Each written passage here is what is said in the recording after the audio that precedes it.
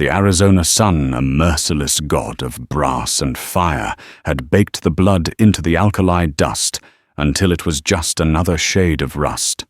For 2 days, the silence had been the most profound lyre, whispering of peace where there was only massacre. Carrion birds circled in lazy, patient ellipses against a bleached blue sky. This was the final brutal punctuation to the dream of the West. But beneath the wreckage of a Conestoga wagon, amidst the ghosts of her mother's lullabies and her father's laughter, a single breath, shallow and ragged, defied the silence.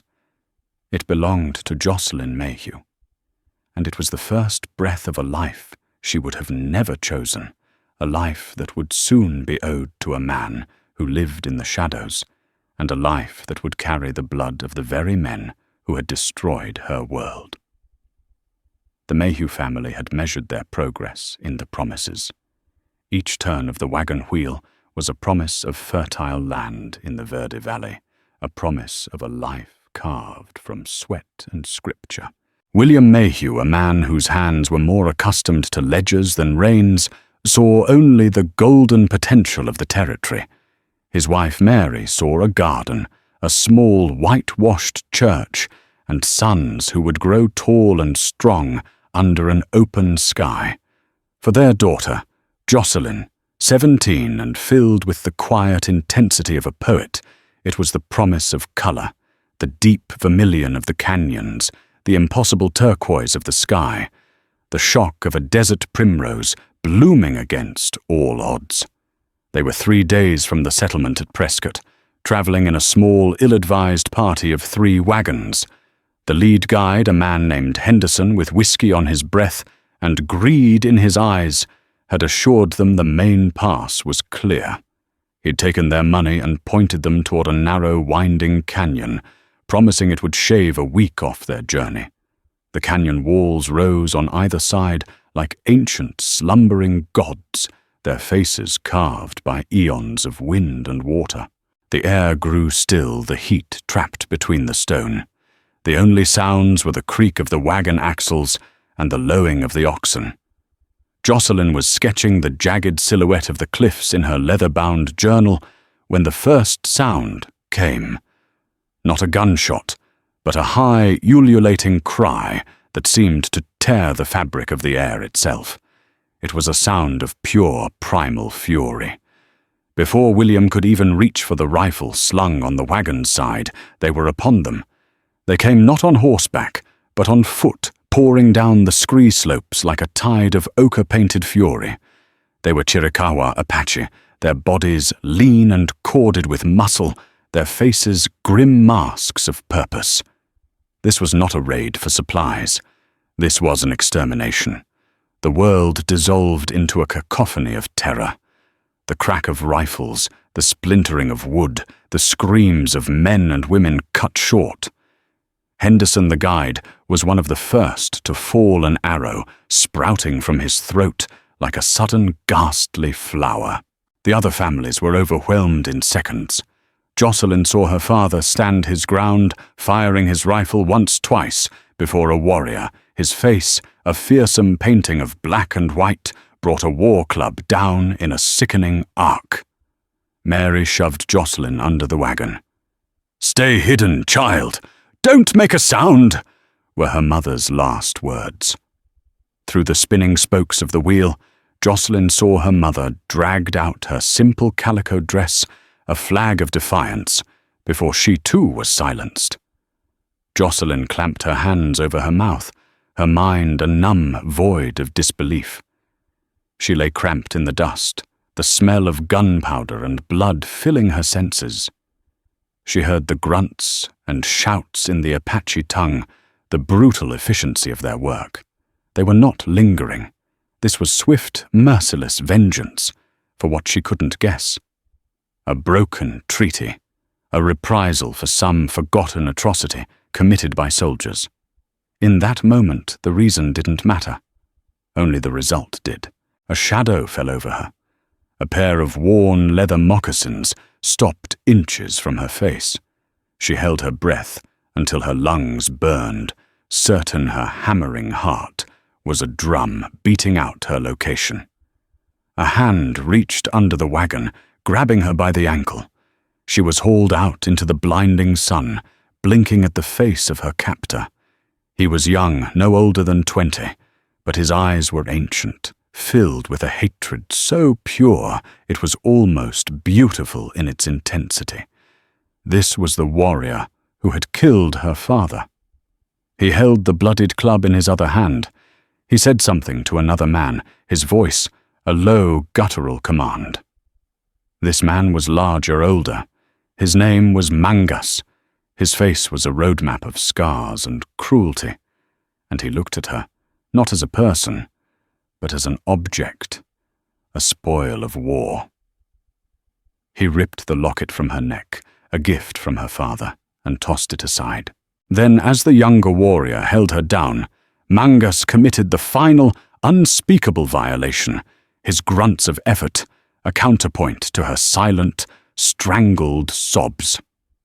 He was erasing her, unmaking her, leaving a poison in her soul that she knew would never be drawn out.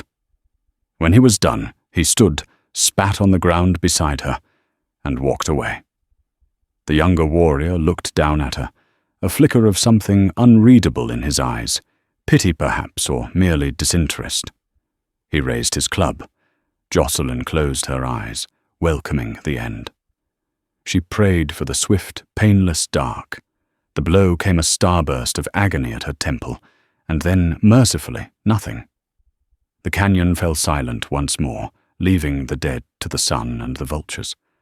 But Jocelyn Mayhew was not dead. Not yet. A thin, crimson rivulet traced a path from her hairline into the dust, and with each shallow breath, she clung to a thread of life as thin and tenacious as a spider's silk. For a day and a night, the world was a fever dream. Jocelyn drifted in and out of a haze of pain, tormented by visions of her mother's smile and the dead eyes of the Apache warrior. Thirst was a living thing, a creature with claws in her throat. The sun was her torturer by day, the chilling cold her tormentor by night. She knew, with a distant and detached certainty, that she was dying. She was roused from this stupor by a sound, the soft scuff of a boot on stone. Her eyes fluttered open, the world a blurry, searing canvas of light. A figure stood over her, silhouetted against the sky. It was a man tall and broad, with a rifle held loosely in the crook of his arm. He wore buckskins, not the uniform of a soldier or the finery of a townsman. He was something else, something of the land itself. Fearing the return of her attackers, a weak cry escaped her lips. The man knelt, moving with a quiet grace that was unnerving. "Easy now," he said. His voice was low and rough, like stones rolling in a riverbed. "Just hold still." He was not Apache. His face was weathered and browned by the sun, framed by dark, shaggy hair, but his eyes were a startling shade of grey, the colour of a winter storm. He moved with a practiced economy, his hands gently probing the wound on her head. His touch was surprisingly gentle for a man of his size and rugged appearance. He pulled a canteen from his belt and uncorked it, lifting her head with one hand. "Small sips," he commanded. The water was the most glorious thing she had ever tasted. It was life itself, trickling down her parched throat. He worked in silence, cleaning the gash on her temple with a cloth dipped in water, his movements efficient and sure. He saw the state of her dress, the bruises on her wrists, the vacant horror in her eyes, and his own face hardened into a granite mask.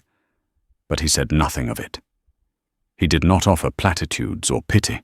He offered only water and the quiet promise of his presence. This was Elijah Cole. He was a man spoken of in hushed tones in the saloons of Prescott and the army barracks at Fort Verde. Some called him a renegade, others a ghost. He was a trapper and a scout who had long ago shed the constraints of the so-called civilized world, preferring the company of mountains and pines to that of men. He knew the Apache knew their trails, their language, their ways. He had traded with them, hunted with them, and when necessary, fought them. He walked a line between two worlds belonging to neither. He had been tracking a mountain lion when he'd stumbled upon the canyon. The scent of death had led him to the massacre site. He had seen such things before, too many times. Usually, he would survey the scene, offer a silent prayer for the dead, and move on. It was not his fight. But then he saw it, the faintest twitch of a finger, a flicker of life in the midst of the carnage. Now he had a choice. Leave her, and she would be dead by morning. Take her, and he would be inviting a world of trouble into his carefully constructed solitude. He looked down at her face, pale and streaked with dirt and dried blood, her city-soft features so out of place in this savage landscape. He saw not a woman, but a flicker of a candle in a gale, and some long-dormant part of him, a part he thought long dead and buried, refused to let it be extinguished. "All right, miss," he said, his voice softer than before. "This is going to hurt." He gathered her up in his arms. She was lighter than a doe. She cried out as the movement sent waves of fire through her body, and she lapsed back into unconsciousness. For Elijah, it was a small mercy. It would make the journey easier.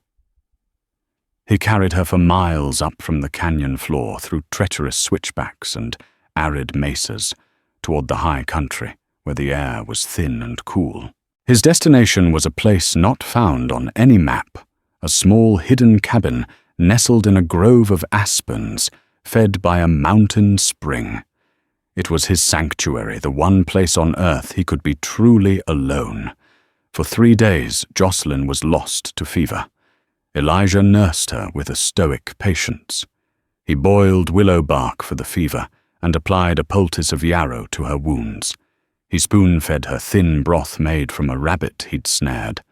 He sat vigil through the nights, watching the rise and fall of her chest, listening to her delirious cries as she relived the horror.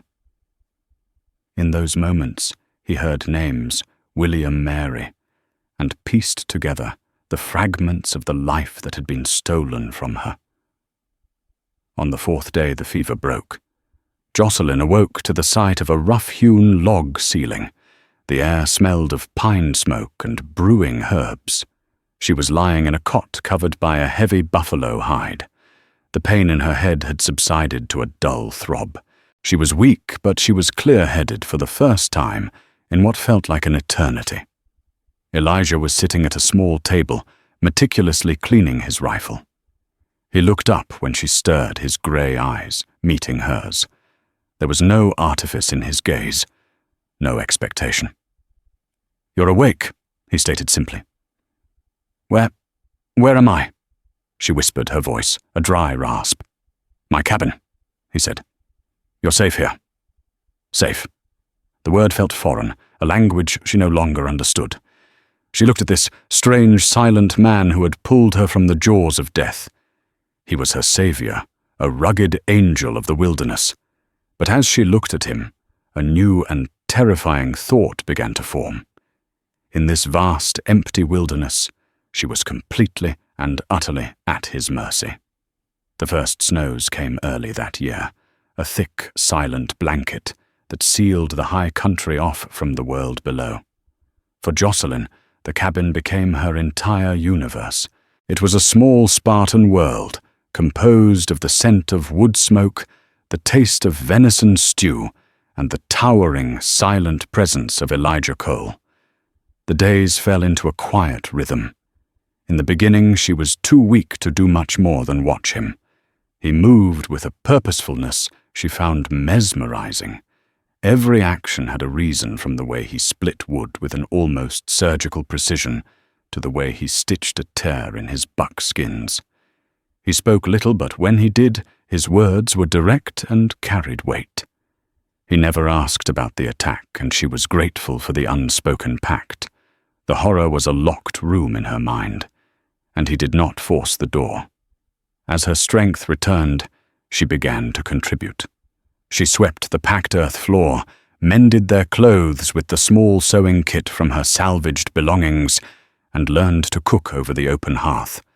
These small domestic tasks, so mundane in her previous life, became her anchor.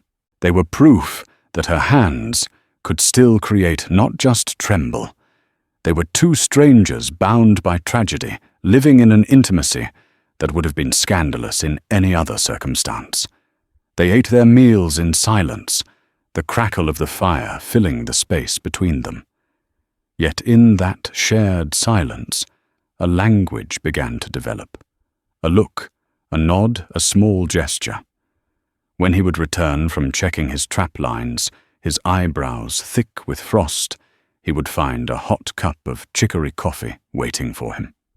When she would stare out the single window, her eyes lost in a painful memory, he would quietly begin to carve a piece of wood, the soft scraping sound, a gentle pull back to the present.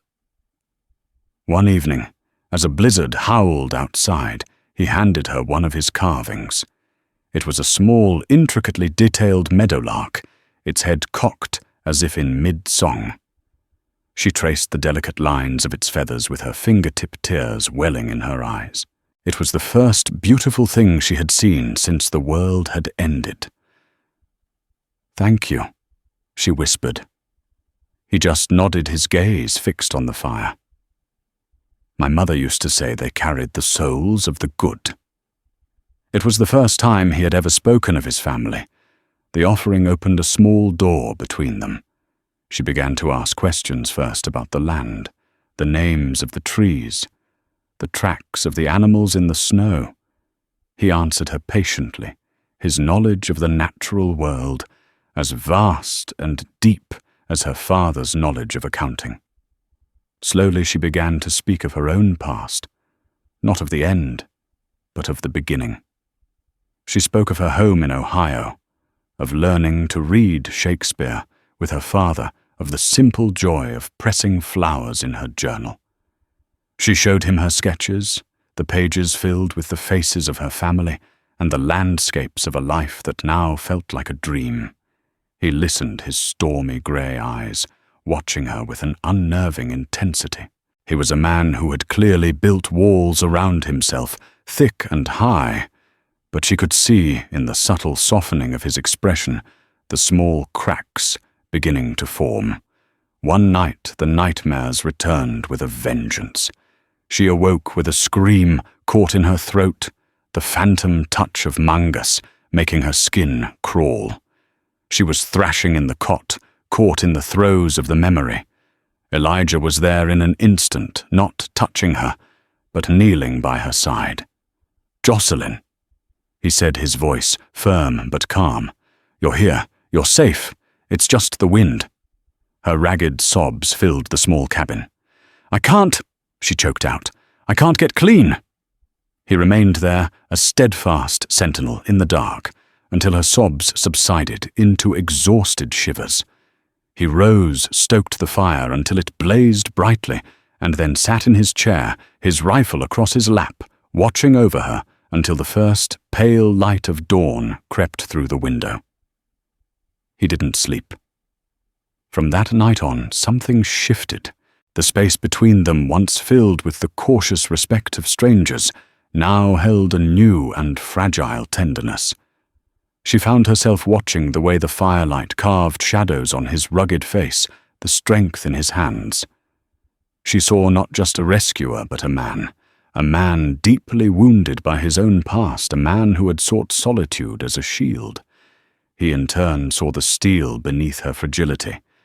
He saw the way she fought back against the darkness that threatened to consume her, the fierce spark of life in her eyes that refused to be extinguished. She was not the broken thing he had carried from the canyon. She was a sapling, bending in the wind, scarred but not broken, reaching for the sun. The winter deepened, and the cabin became a haven, a tiny island of warmth and life in a sea of frozen white. The world outside, with its soldiers and its savages, its grief and its ghosts, seemed a lifetime away. In the heart of that great, lonesome wilderness, against all odds, Jocelyn Mayhew began to feel something akin to hope. And she began to look at Elijah Cole with something dangerously close to love.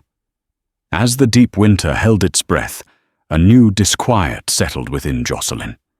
It began as a subtle shift in her own body, a weariness that sleep could not cure, a morning queasiness she initially dismissed as a lingering effect of her trauma.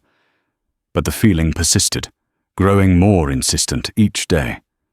It was a strange internal rebellion, her own flesh-turning traitor. She tried to ignore it, to push the terrifying suspicion into the darkest corner of her mind. She scrubbed the cabin with a frantic, energy-needed bread until her arms ached and lost herself in the repetitive, comforting rhythm of her chores. But the body keeps its own calendar, its own undeniable truths. One afternoon, while mending one of Elijah's shirts, a wave of nausea so profound washed over her that she dropped the garment and rushed outside, emptying the meager contents of her stomach into the snow. She leaned against the cold log wall of the cabin, her breath pluming in the frigid air, and the lock on the door in her mind finally broke.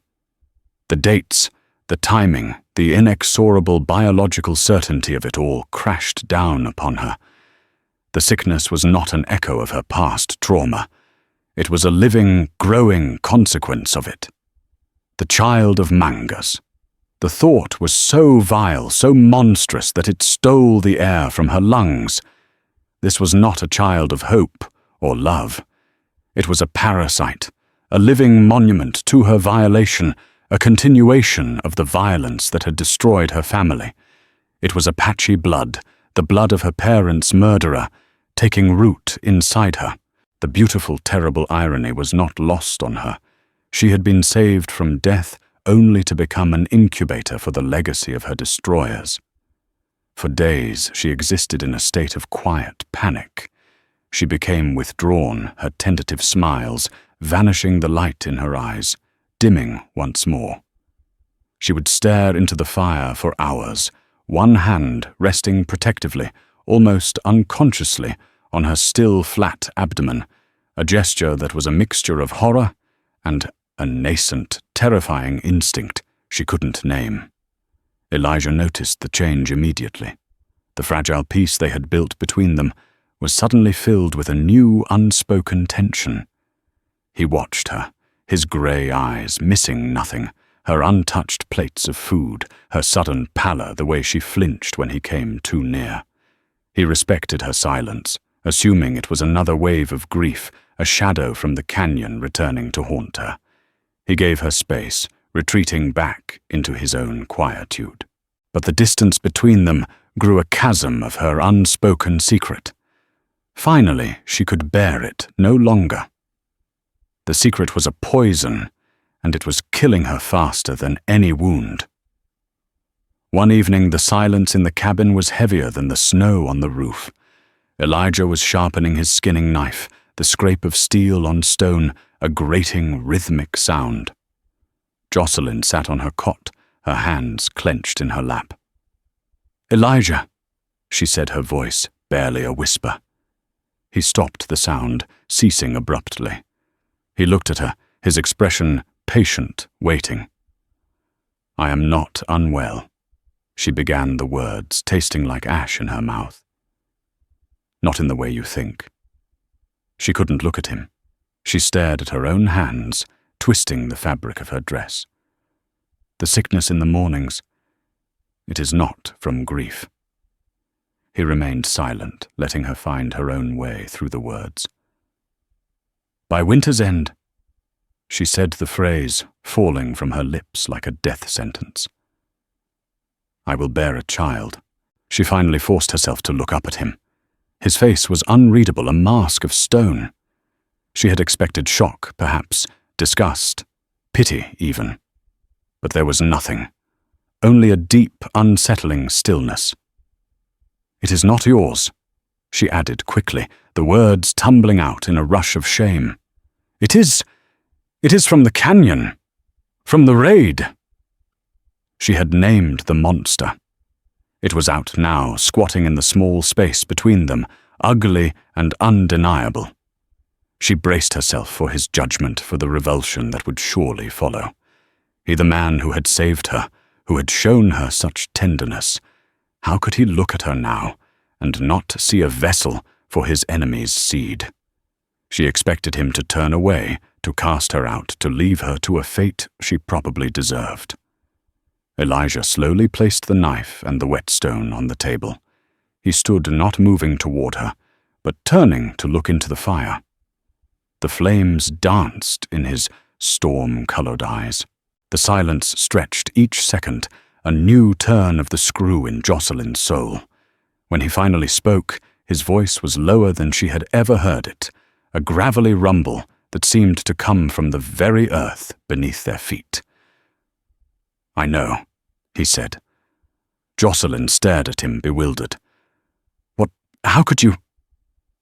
He turned back to face her, and for the first time, she saw the walls he kept around himself crumble.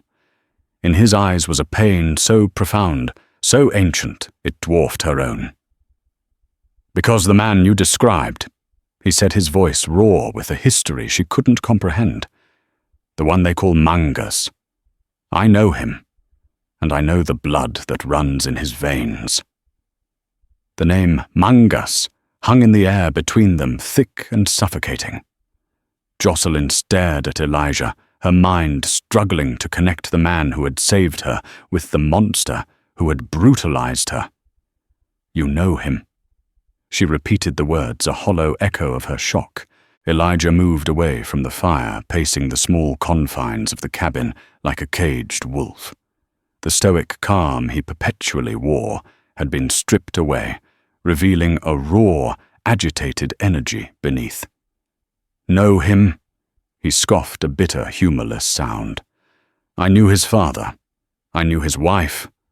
I watched him grow from a boy who couldn't string a bow into the warrior who now leads that band." He stopped and faced her, his grey eyes boring into hers. "You need to understand, Jocelyn. Nothing in this territory happens without a reason. That raid, it wasn't random." He gestured vaguely to the south. "A month before your family entered that canyon, a cavalry patrol out of Fort Thomas, drunk on whiskey and self-righteousness, pacified a small, peaceful Chiricahua encampment by a stream. They weren't warriors. They were old men, women, children. Mangas's wife and his infant son were among them. They didn't just kill them. They made a sport of it. The story was brutal, another link in the endless, repeating chain of violence that defined the frontier. But it didn't explain his connection. "How do you know this?" She pressed her voice, trembling. Elijah ran a hand through his shaggy hair, his gaze turning inward to a place of dark memory. "Before I built this cabin, before I swore off the world of men, I lived among them. For 5 years. He told her the story then, the words coming in, clipped, painful bursts. He had been a younger man, a scout for the army who had grown sickened by the lies and the senseless slaughter. He'd deserted, wandering into the Dragoon Mountains, half dead from exposure, and had been found by a Chiricahua hunting party. They could have killed him. Instead, the band's leader, a wise old chief named Taza, took him in. Taza was Mangas's father. "They saved my life," Elijah said, his voice thick with the weight of the memory. "Taza taught me their ways, their language. His wife Chi treated me like a son. For 5 years I was one of them. I hunted with their men, I played with their children. I sat at their fires." He looked at Jocelyn, his expression laced with a deep personal shame. "I saw the good in them, Jocelyn. The honor, the love of family, the connection to the land." but I also saw the bitterness growing watered by every broken promise and every act of butchery from our side. Taza preached peace, but the young men like Mangus, they saw peace as a slow death. They listened to the stories of Cochise, of war and resistance. He had eventually left, knowing he could never truly belong a white man in a world that was being systematically destroyed by his own people. He carried a debt to Taza that he could never repay. A life for a life. When I heard Taza and his family had been murdered by soldiers, Elijah continued, his voice dropping to a near whisper. I knew what would follow. Mangus wouldn't seek justice. He would seek vengeance. He would burn the world down to salt the earth where his family died. Your wagon train. It was simply the first thing in his path. A symbol. He sees every white face now as the face of the soldiers who killed his child. Jocelyn felt a cold dread seep into her bones. Her personal tragedy was not personal at all. It was a single bloody chapter in a much larger, much older book of hatred. And Elijah was bound up in that story, tied to her attackers by a debt of honor and a shared past. She finally understood the look in his eyes when she had confessed her pregnancy. It was not disgust. It was a terrible, wrenching conflict. This child, she said, her hand instinctively going to her stomach. It is the grandson of the man who saved your life. Yes, he said the word heavy as a tombstone. The full weight of their situation crashed down on her. They were trapped by the snow, trapped by their pasts, and trapped by the new life that bound them together in the most twisted of ways. The child she carried was not just the seed of her violator, but the blood of Elijah's surrogate family. It was both a monster and an innocent, a symbol of hate and the last remnant of a lineage he had once cared for. What will you do? She asked, her voice small, fragile. The unspoken question hung between them. What will you do with us? Elijah looked at her, his face a torrent of conflicting emotions. He walked back to the hearth and stared into the flames, his broad back to her. For a long time he said nothing. The only sound was the crackle and spit of the burning pine. Jocelyn's heart hammered against her ribs. Her fate and the fate of the life inside her rested entirely on the word of this man, this ghost of the high lonesome, caught between a debt to the dead and a duty to the living. Finally he turned around. The conflict in his eyes had settled into a hard, grim resolve. The boy's father is a monster, he said, his voice flat and cold. His grandfather was a good man. The child is neither. He is innocent, and he is alone, just like us. He took a step toward her, and then another until he was standing before her. He looked down at her, his expression softening with a tenderness that made her ache. I pulled you from that canyon, Jocelyn, he said quietly. I didn't do it to watch you die in this cabin, not from grief and not from this. He gestured toward her belly. We are bound to this, you and I. We will see it through, together.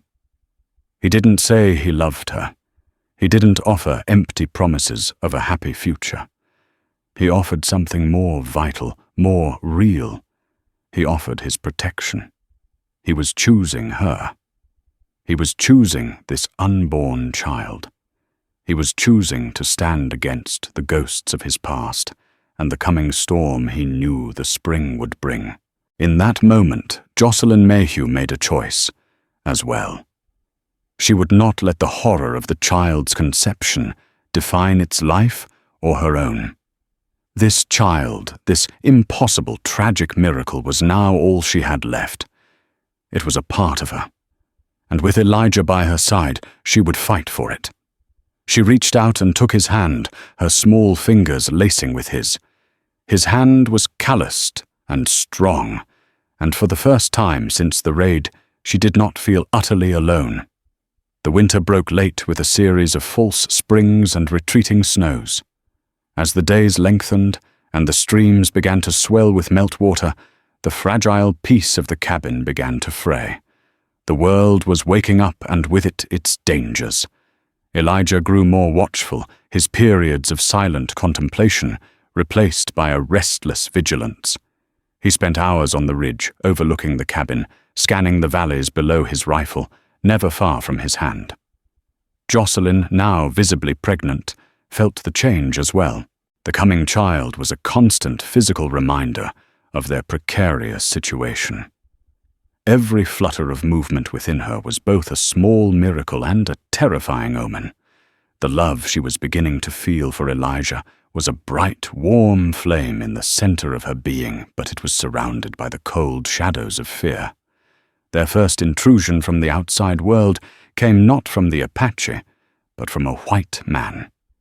He was a trapper named Silas Croft, a gaunt, weasel-faced man whose eyes held the glint of avarice. He stumbled upon the cabin one afternoon while checking a line of beaver traps he'd set up in the lower valley. Elijah met him on the porch, his stance casual, but his body language radiating a clear and present threat. Jocelyn watched from the doorway, her heart pounding. "Well now, Cole," Croft said, a stained grin splitting his face. "Heard you'd gone fully native up here. Didn't figure you for keeping company." His eyes slid past Elijah to Jocelyn, lingering on her swollen abdomen with a leering curiosity. "Seems the stories are true." "What stories?" Elijah's voice was dangerously low. "Oh, you know," Croft said, shifting his weight. "Stories from down Prescott Way, about the Mayhew party that got hit last fall. Heard there was a lone survivor. A woman. U.S. Marshals put a bounty out for any information. A hefty one." He eyed Jocelyn again. $500 for her safe return. More, I reckon, for the man who's been keeping her. The threat was clear. Croft saw not a rescued woman, but a payday. "She's not going anywhere," Elijah stated, his voice as cold as the meltwater. "And neither are your stories. You'll move your trapline, Croft, and you'll forget you ever saw this place." Croft's grin faltered at the undisguised menace in Elijah's tone. He knew Elijah's reputation. He was not a man to be trifled with. He spat a stream of tobacco juice into the snow. "No need for that, Cole. Just making conversation." He gave a final lingering look at Jocelyn, then tipped his hat and retreated back into the woods. They both knew he wouldn't keep silent. $500 was a fortune, more than enough to make a man like Croft forget any fear of Elijah Cole. "We have to leave," Jocelyn said that night, her voice tight with panic. "No." Elijah countered, his jaw set. "This is the one place I can defend, the high ground. He'll go to the marshals, not to Mangus. The law is slow. Mangus is not." He was right. Their more immediate threat did not wear a badge. Elijah began to fortify the cabin, barring the window at night, setting snares and deadfalls on the main trails leading up the mountain. He taught Jocelyn how to load and fire the spare rifle, her hands clumsy at first, but her resolve firm. She would not be a victim again. The waiting was a form of torture. Every snap of a twig, every call of a jay sent a jolt of adrenaline through them. They lived on a knife's edge, the quiet intimacy of their winter shelter transformed into a tense, armed camp. The attack came, as Elijah predicted, not from the valley, but from the high peaks behind them. Mangus had not forgotten the woman from the canyon. She was a loose-end, a witness. More than that, Elijah suspected she was an object of his rage he had left unfinished. It happened at dawn. Elijah was already on the ridge, having sensed a shift in the air, a wrongness in the morning sounds. He saw them first, 3 warriors moving like wraiths through the timberline, their bodies painted for war. It was Mangus and 2 others. Elijah fired a single warning shot over their heads, the crack of the rifle echoing through the mountains. It was not a call to battle, but a message in a language Mangas would understand. "I am here. I am watching." He scrambled back to the cabin. "They're here," he said, his voice grim. "Get inside. Bar the door. Don't fire unless they breach the porch." Jocelyn's blood ran cold, but she did as he commanded, her hands moving with a practiced sureness now. She took her position by the window, the rifle stock cold and solid against her cheek. What followed was not a full-scale assault, but a deadly game of cat and mouse. Elijah used his knowledge of the terrain disappearing into the forest to become a ghost. A shot would ring out from the west, followed by an angry cry. Minutes later, another shot from the north. He was a phantom, herding them, frustrating them, using their own tactics against them. Inside the cabin, Jocelyn could only listen and wait, her world reduced to the sounds of the forest and the frantic beating of her own heart. She felt the child kick within her a strange and terrifying counterpoint to the battle raging outside. Hours passed. The sun reached its zenith. Then a new sound, a voice calling out in the Chiricahua tongue. It was Mangas. Elijah answered from the trees, his own command of the language, sharp and clear. Jocelyn could not understand the words, but she could hear the meaning. It was a negotiation, a parley of ghosts in the high lonesome. She heard the rage in Mangas's voice and the unyielding iron in Elijah's. They were two men bound by a history of blood, now fighting over its future. The shouting ceased. A tense silence descended again. Jocelyn held her breath, her eyes scanning the trees in front of the cabin. Suddenly, a figure broke from the tree line, running directly for the cabin. It was one of the warriors. He was a blur of motion, a hatchet raised high. He was a diversion. Jocelyn's training took over. She centered the rifle sight on the running man's chest, her finger tightening on the trigger. But she hesitated. In his face, she saw not a monster, but a young man, a boy, his eyes wide with fury and fear.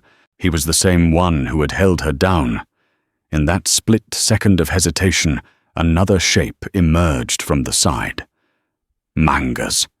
He had used his warrior as a decoy, and he was now feet from the porch, a knife in his hand, his scarred face, a mask of triumph. He was coming for her. He was coming for his child. Time seemed to bend and stretch. Mangas was a force of nature, an avatar of vengeance, closing the distance to the cabin door. Jocelyn stood frozen behind the window, the rifle in her hands, suddenly feeling like a useless piece of wood. Her hesitation had cost them everything. Then from the roof of the cabin, Elijah dropped. He landed with a soft thud on the porch, directly in Mangas's path, a hunting knife clutched in his hand. He hadn't been in the trees at all. He had circled back, anticipating this exact move. The two men stood face to face, not 6 feet apart, the space between them crackling with a history of shared campfires and present-day hatred. Mangas snarled, speaking in Apache. "The white ghost, you shelter this woman after what your people did to mine, to my chi, to my son." Elijah replied in the same tongue, his voice low and steady, a stone against which Mangas's rage broke. "Her people are dead. She is nothing to you now. This ends here, Mangas. It ends when her screams echo in this valley." Mangas spat. "She carries my blood. It belongs to me." "It is the blood of an innocent," Elijah countered. "The blood of your father's grandson. Taza would not have wanted this." The mention of his father's name seemed to enrage Mangas further. "My father was a fool who died for his love of peace. I will not make the same mistake." He lunged. It was not a brawl. It was a dance of death, brutal and intimate. Knives flashed in the midday sun. They moved with a terrifying grace, each man knowing the other's rhythms, their strengths, their weaknesses. It was the clash of two worlds, the old way of the Apache against the hard-won knowledge of the white man who had learned to live in the wild. Inside, Jocelyn could only watch the violent ballet through the window. The rifle was useless now. The two men were a tangled blur of buckskin and fury. At that moment, a sharp, searing pain shot through her abdomen, so intense it stole her breath and buckled her knees. She cried out, clutching her stomach. The child! It was coming. Now, in the midst of chaos and bloodshed, life was demanding its own brutal entrance into the world. The sound of her cry, a sharp note of agony, broke the spell of the fight. For a fraction of a second, both men glanced toward the cabin. It was the opening Elijah needed. He drove his shoulder hard into Mangus's chest, sending the warrior stumbling backward.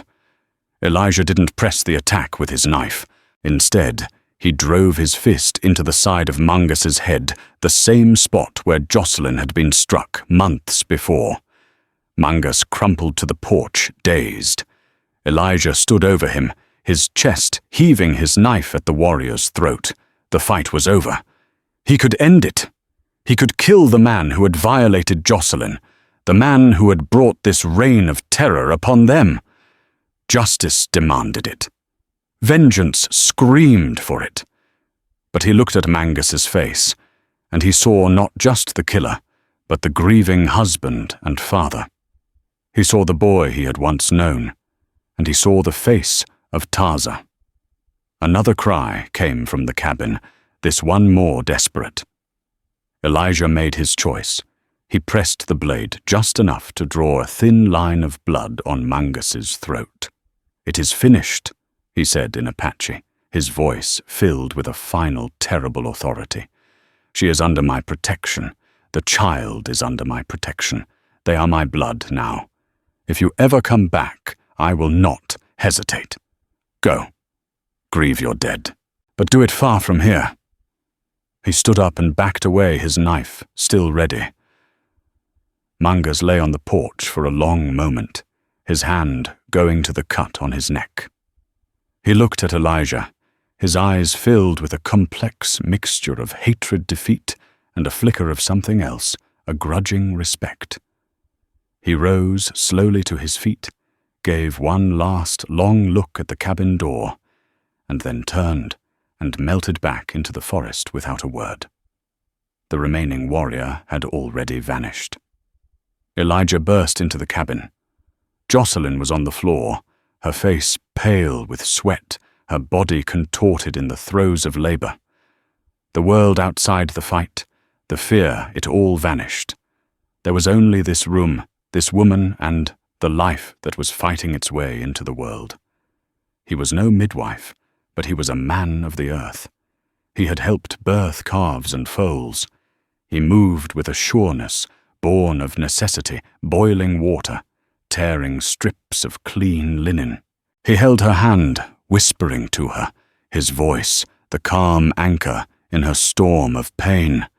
For hours the cabin was filled with her cries and his steady words of encouragement. It was a crucible burning away the last vestiges of the girl from Ohio and forging the woman of the Arizona mountains. And then, as the sun dipped below the peaks, casting the world in hues of orange and purple, it was over. A new sound filled the room, the thin, wavering cry of a newborn. Elijah cleaned the child and wrapped him in a soft deer hide, placing him in Jocelyn's arms. She looked down at the tiny, red-faced infant, his shock of black hair, so stark against his skin. She looked into his face, searching for the features of the monster who had fathered him. But she saw none. She saw only a child, helpless, innocent. Hers. Tears streamed down her face, tears of sorrow, of relief, of a fierce, protective love she had never imagined possible. Elijah knelt beside her, placing a hand on her shoulder. She looked up at him, her eyes shining. "He has your eyes," she whispered. It wasn't true, not literally. But in the deep, stormy grey of the infant's gaze, she saw the same spirit, the same resilience, the same quiet strength of the man who had saved them both. By winter's end, she bore the blood of the Apache. But it was not a curse. Cradled in her arms, sanctified by the sacrifice and love of Elijah Cole, it had become a covenant, a promise of a new life, a new family forged in the crucible of the Wild West, a family of 3 souls bound not by the blood of the past, but by the hope of a future they would build together. They were a family of outsiders belonging to no world but their own, and in the quiet of the mountain cabin that was more than enough. And so the story of Jocelyn Mayhew and Elijah Cole doesn't end with a ride into the sunset, but with the quiet, profound reality of a new dawn. Theirs is a tale that strips the romance from the Wild West and exposes its brutal, beating heart. It reminds us that survival was not just about gunfights and gold rushes. It was about the resilience of the human spirit in the face of unspeakable trauma. It's a story about how family is not always the one you are born into, but the one you forge in the fire of shared hardship and unwavering loyalty.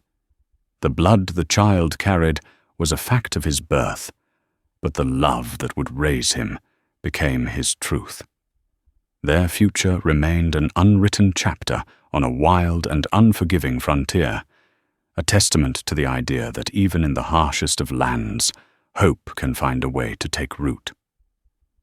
If this story of survival sacrifice and the complex lines of justice in the Old West resonated with you, please take a moment to support our channel.